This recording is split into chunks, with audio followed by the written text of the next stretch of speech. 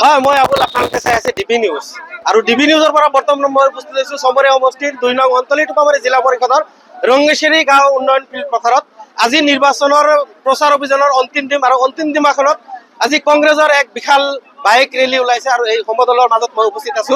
কোনোবাই মই প্ৰাৰ্থী আছে তেওঁৰ লগত কথা পাতিবলৈ যত্ন কৰিম। তাৰ আগত মই দৃশ্য দেখাবলৈ মোৰ সহযোগীক অনুৰোধ জনাইছো। প্ৰথমতে দৃশ্য দেখাবলৈ অনুৰোধ জনাইছো।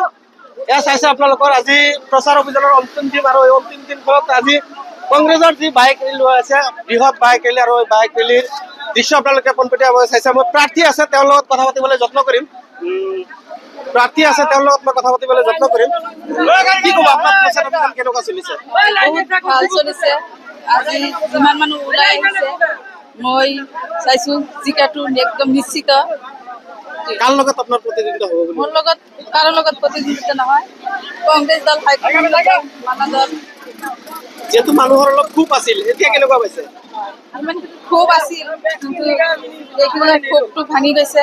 কি ক'ব এতিয়া অন্তিম দিন, আজি প্ৰচাৰ অভিযানৰ অন্তিম দিন, বহুত বাইক ওলাই আহিছে আপোনাৰ কাৰণে, তেওঁলোকক কি ক'ব আপোনালোকে? চবক মই অনুৰোধ কৰিছো যে চবেই ওলাই আহিছে, এইবাৰ হাতৰ চিনত ভোট দি জয়যুক্ত কৰি। জয়ী হ'বনে আপুনি? হয়, নিশ্চয় 100% নিশ্চিত। হয়, প্ৰাৰ্থীগৰাকীৰ মনৰ কথা শুনিলে 100% জয় হ'ব বুলি কৈ আছে। সমৰ্থক আছে তথা যোৱাবাৰৰ কাউন্সিলৰৰ কংগ্ৰেছৰে কাউন্সিলৰ আছিল এইখন ৰংগেশ্বৰী গাঁও পঞ্চায়ত, ৰংগেশ্বৰী বগ্ৰাধাৰ গাঁও পঞ্চায়ত। তেখেতৰ পৰা কিছু কথা জানিবলৈ মই যত্ন কৰিম। কি ক'ব আজি আপোনালোকৰ প্ৰচাৰ অভিযানৰ অন্তিম দিন, বহুত বাইক ওলাই আহিছে, কি ক'ব? হয়, নমস্কাৰ। মোৰ নাম মনিকা চৰকাৰ। মই 44 নং বখুৰাদিয়া ৰংগেশ্বৰী গাঁও পঞ্চায়তৰ প্ৰাক্তন কাউন্সিলৰ। মই ক'ব খোজো 2019ত মই ইলেকশ্যন খেলাইছিলোঁ। মোক টিকেট দিয়াৰ আগতে আমাৰ ৰুবি আগামীক টিকেট দিয়াৰ কথা আছিল, কিন্তু কিবা কাৰণত মোক তাৰমানে টিকেটখন কংগ্ৰেছত দি দিলা। তেতিয়া তাৰমানে এতিয়া বহুত প্ৰচাৰ, কংগ্ৰেছ দল আমাৰ হাইকমাণ্ড মানা দল, কংগ্ৰেছ দল আমাৰ ৰাষ্ট্ৰীয় দল। আমাৰ যিয়ে নহওক, যেনেকে আজি মানুহ আমাৰ সমদল হৈ আহিছে, গাড়ী মটৰ আহি আমাৰ বহুতখিনি ভাল লাগিছে।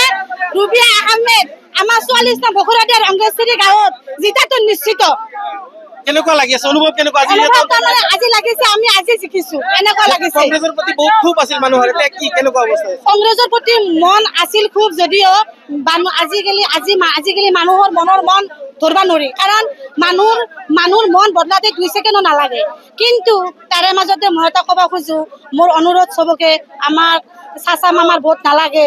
আমাক মুখ্যমন্ত্ৰী ডক্টৰ হেমন্ত বিশ্ব শৰ্মাই যিবিলাক আমাক মুছলমান মাইনৰিটি এলেকাৰ মানুহে আমাক যিবিলাক কথা কৈ আছে, আমাৰ এতিয়া শুনিলে গা লুমথিয়া দি উঠে। সেইকাৰণে মই চবকে অনুৰোধ কৰো, 44 নং বখুৰাদিয়া ৰংগেশ্বৰী গাঁৱত আমাৰ যিবিলাক আমাৰ মুৰব্বী বা আইমাতৃসকলে যেন আমাৰ কংগ্ৰেছ দলৰ জয় কৰি আমি যে জয় কৰিব পাৰো, এইখিনি কৈয়ে মই 3গৰাকী প্ৰাৰ্থী আছে, বিজেপি আছে, ইউডিএফৰ আছে, কংগ্ৰেছৰ আছে। 3গৰাকী প্ৰাৰ্থীয়ে বহুত হাই ভল্টেজৰ হয়। কাৰ লগত যুঁজ হ'ব আপোনালোকৰ? তাৰ লগত যুঁজ হ'ব মানে আমাৰ কংগ্ৰেছৰ পাৰ্টিৰ লগতে আমাৰ যুঁজ হ'ব, কিন্তু বেলেগ পাৰ্টিৰ লগতে যুঁজ নহ'ব। আপোনালোকে জয়ী হ'ব নেকি? আমি জয় হ'ম 100%। ইমান কনফিডেন্স কেনেকৈ কোৱা? এনে কনফিউজন মানে কেনেকুৱা হ'ল, তাৰমানে ইউডিএফ আছে, কংগ্ৰেছ আছে, বিজেপি আছে। এতিয়া মানুহৰ মতামত দিব খুজিলে আমি সিমান মানুহৰ মাজত আমি যাব নোৱাৰো। কিন্তু মানুহক যদি চাই চিন্তি ভৱিষ্যত বা আমাৰ দেশত বাচি থকা সমস্যা সময়ে যদি আমাৰ কংগ্ৰেছ দলক জিতাব পাৰে, আমাৰ বহুতখিনি আমাৰ ভাল হ'ব। হয়, ক'ব লাগিব সমৰ্থকসকলে নিশ্চিতভাৱে জয় হ'ব বুলি তেওঁলোকে দৃঢ় বিশ্বাস আছে। গতিকে আজিৰ যি বাইক ৰেলী, আকৌ মই অলপ দৃশ্য দেখাবলৈ অনুৰোধ জনাইছো মোৰ সহযোগীক। এনেকৈ ওলাই আহিছে মানুহ, আজি অন্তিম দিন, প্ৰচাৰৰ অন্তিম দিন আৰু অন্তিম দিনত হিলদুল ভাঙি ওলাই আহিছে কংগ্ৰেছৰ যি বাইক ৰেলী, বৃহৎ বাইক ৰেলী হৈ আছে। গতিকে মানুহখিনি এনেকৈ স্বতঃস্ফূৰ্তভাৱে ওলাই আহিছে।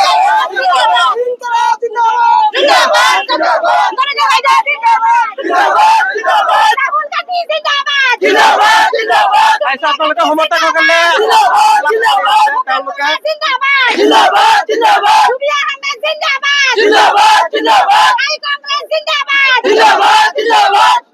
হয়, এনেকৈ অন্তিম দিনত এনেকৈ প্ৰচাৰ অভিযানত ওলাই আহিছে।